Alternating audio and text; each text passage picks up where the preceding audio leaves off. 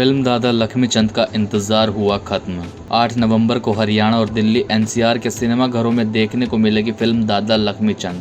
क्या कहते हैं फिल्म के लेखक राजू मान। नमस्कार दोस्तों, मैं टैलेंट में रोहता सिंह योगी आज आपके लेकर सोनीपत हरियाणा। और मेरे साथ में दादा लक्ष्मीचंद फिल्म के राइटर लेखक हमारे साथ में है राजू मान जी। भाई राजू मान जी का हम पहले तो टैलेंट फिल्म स्वागत करते हैं। राजू मान जी, आज आपके द्वारा लिखी गई फिल्म आज पर्दे पर आ चुकी है, कितनी खुशी हो रही है? देखिए, इतनी खुशी हो रही है जैसे बेटा पढ़ लिख के जवान हो गया हो हाँ, या कोई पौधा लगाया और वो फल देने लगे, तो बहुत खुशी है। राजू जी, इससे पहले भी कोई फिल्म लिखी थी या पहली ही फिल्म लिखी है? नहीं, फिल्में मेरी काफ़ी हैं। मुझे HFDC ने बेस्ट राइटर का अवार्ड दिया हुआ है ज़रूर ज़मीन से, जो 30 साल पहले लिखी थी। और मैं बहुत पहले से जुड़ा हूँ इंडस्ट्री से। चंद्रावल मेरी पहली फिल्म थी जिसमें मेन विलेन का किरदार किया था मैंने, और उसके बाद सैकड़ों फिल्में आ चुकी हैं। आपने अगर उत्तर कुमार धागड़ छोरा की फिल्में देखी हों तो 15-16 फिल्में तो उसी के साथ हैं मेरी।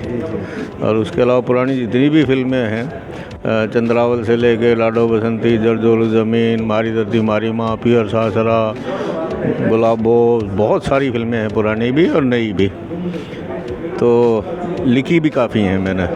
राजू मान जी, पहले वाली फिल्मों में और इस फिल्म में, पहले वाली फिल्मों से कितनी उम्मीद लगाई थी आपने और इस फिल्म से आप कितनी उम्मीद लगा रहे हैं? देखो, उम्मीद तो 100% ही लगानी चाहिए आदमी को।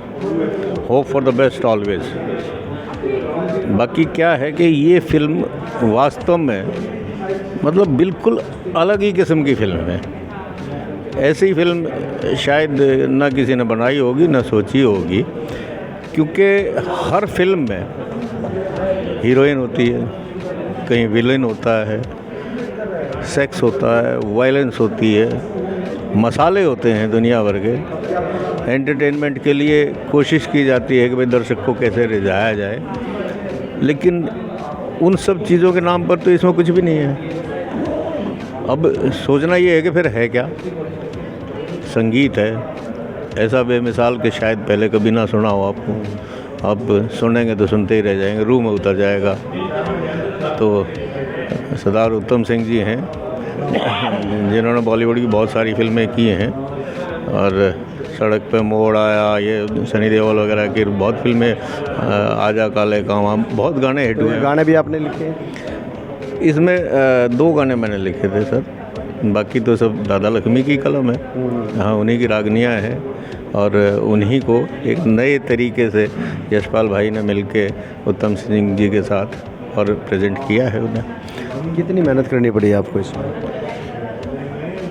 मेहनत एक्चुअली हो तो बहुत गई, लेकिन वो लगी नहीं, क्योंकि ये हमारा जुनून था, यशपाल भाई का भी और मेरा भी। तो जो आदमी जिसमें पैशन होता है, जुनून होता है ना, आदमी की जो हॉबी होती है, उसमें वो मेहनत करता भी रहता है तो पता नहीं चलता कि मेहनत की है। हाँ, भाग दौड़ हुई मेरी, क्योंकि मुझे जहाँ भी पता चल जाता था, जैसे 2 बार तो मैं यूपी में गया, पता चला कि भाई उनका एक डांसर था रामू, उसके बच्चे अभी हैं, वो बताएंगे कुछ। वहाँ गया मैं, और समचाना, सुसाना, यहाँ घेवरा, फिर राजस्थान बॉर्डर पे गया, और बहुत जगह में, मतलब जहाँ भी मुझे पता चल जाता था। पानीपत में बहुत बार गया किसी कारण, इन्हीं कारणों से। तो जहाँ भी पता चल जाता था मुझे, हुजूर मीर साहब, अभी डेथ हुई है उनकी, उनके शिष्य थे दादा लक्ष्मी के, उनसे मुलाकातें की। जाटी गांव में कई बार गया, तो इनकी फैमिली से बहुत दरियाफ्त किया मैंने कि भाई शॉर्ट स्टोरीज़ या घटनाएं इनके जीवन की, तो बहुत सारी चीज़ें थी। और बुक्स बहुत पढ़ी, फिर मैं लिख लेता था, तो फिर उसके बाद यशपाल भाई आते थे जैसे जैसे, क्योंकि ये बीच में टाइम निकालते रहते थे, जैसे ही इनका दिल्ली की तरफ आना होता था मिलते थे, फिर डिस्कशन करते थे, आगे और बढ़ती थी स्टोरी। तो 16 तो बुक्स थी जो हम लोगों ने पढ़ी, और इतनी रागनियाँ पढ़ी, फिर उनमें से सेलेक्ट करना, तो काम तो मेहनत का था, रिसर्च का। फिर ये भी था कि सारी चीज़ें ऑथेंटिक जाएं, कोई गलत चीज़ ना जाए। कल को जनता अगर सवाल करे कि जी ये तो आपने बनावटी चीज़ दिखा दी जो उनकी लाइफ में थी नहीं, तो हम क्या जवाब देंगे। तो जितनी आपने मेहनत करी है, अब वो मेहनत देखने का समय भी आ गया है और आपने तो देख ही ली होगी, अब दर्शकों को देखने का समय आ गया है, तो क्या कहेंगे दर्शकों को? भाई दर्शकों को तो एक ही रिक्वेस्ट है कि भाई उन्हें सिनेमा में जाके देखनी चाहिए। मतलब आजकल जो ये चलन चल गया है कि आप जेब में एंटरटेनमेंट लिए फिरते हैं, तो OTT और ये सब कुछ, इसमें मज़ा नहीं आने वाला, क्योंकि ये बड़े कैनवास की फ़िल्म है और इसे बड़े पर्दे पे ही देखना चाहिए। क्योंकि उस तरह का जो पिक्चराइजेशन हुआ है, जो म्यूज़िक इसका है, तो वो जो इको, जो वो जो साउंड और वो सब, उसका मज़ा आपको थिएटर में ही आएगा। तो दर्शकों को मैं ये कहूँगा कि भाई हाँ, बिल्कुल जाएं और विद फैमिली जाएं, मतलब पूरी फैमिली एंजॉय करेगी आपको। और प्रॉमिस है हमारा, मतलब जो सज़ा दर्शक कहेंगे हमें मंजूर है। अगर कोई भी एक भी यूँ कह दे कि भाई हाँ हमें मज़ा नहीं आया या फिल्म में ये कमी थी, क्योंकि आज तक कम से कम 700-800 लोगों ने तो देखी है फिल्में, बल्कि ज़्यादा ने देखी है फेस्टिवल्स में। तो आज तक हमें कोई क्रिटिक नहीं मिला, कोई मतलब प्रेस रिपोर्टर या कोई क्रिटिसाइज़ करने वाला कोई एक भी बंदा नहीं मिला जिसने कोई एक भी कमी बताई हो।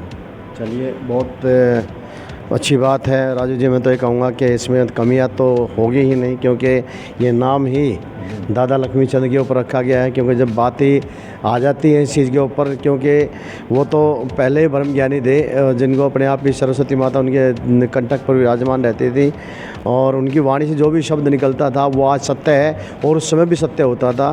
क्योंकि हम अपने बुज़ुर्गों से सुनते थे कि कभी शांग होता था तो एक जगह के लेडीज़ बैठी हुई थी एक मंडेर के ऊपर, और उस मंडेर पे बैठी बैठी उस लेडीज़ को कहा गया कि पीछे हट के बैठना था, पड़ के नाड़ तुड़ाओगी। और कुछ ही देर के बाद वो बताते हैं कि जब वो वहाँ से गिर गई और गिरने के बाद उस बेचारे का जो है कि नाम नाड़ ही टूट गई थी। तो इस तरह की मतलब वो पहले से ही इस तरह की भविष्यवाणी कर देते थे, वो सुनने के ऊपर आता है वो तो। और यही दूसरी बात, दर्शक हमारे जो देख रहे हैं वो कृपया करके 9 नवंबर को आप सभी परिवार के साथ जाइए, क्योंकि इस तरह की फिल्में परिवार के साथ देखने के लिए कोई नहीं मिलती है। तो आप 8 नवंबर को आप पूरे परिवार के साथ जाइए और पूरे परिवार के साथ बैठकर इस फिल्म का आनंद भी लीजिए और ज्ञान भी प्राप्त कीजिए, क्योंकि सबसे ज़्यादा ज़रूरी आज के दौर में ज्ञान प्राप्त करना। अगर आपको इस फिल्म से कुछ भी ज्ञान प्राप्त होता है, समझ लेना कि आपके पैसे वसूल हो गए हैं। टैलेंट अफेयर रोहतास सिंह की बहुत बहुत धन्यवाद राजू जी।